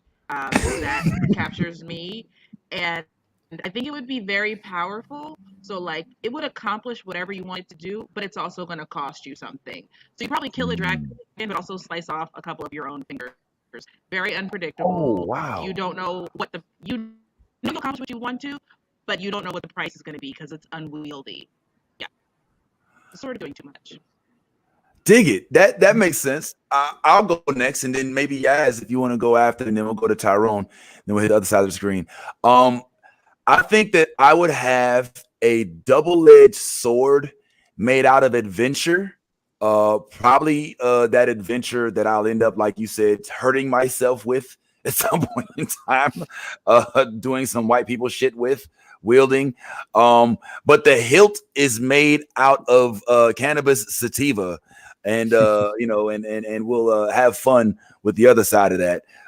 So a cannabis hilt with an adventure sword that I'll probably use to slice off one of my fingers and stab myself in the face with. Yes. What about you? You're muted. I want to go last. Okay. Well, Tyrone, you got anything, bro? Yeah, mine would be the crown of overthinking. And it would just, I would be given a simple question or decision to make, and I would be wearing that crown for thousands of years while I consider every possibility. It would be made of many materials because I couldn't choose just one. The thought of choosing one was just too much. Yeah, that's mine. That sounds about right. What's up, Dolly? You got anything over there? I don't know. I guess because I'm always changing my hair. I change my hair every other week. I'm always doing makeup and stuff. So maybe like a paintbrush, like a disguise one. Like, I need to sneak into this meeting. Let me, who she? Don't know her, never met her. And then, like that sounds cool. I like that. A girl has no face. A girl has money face. Bad tie. Anything, bro? Mine would probably be the necklace of love and happiness. and it would and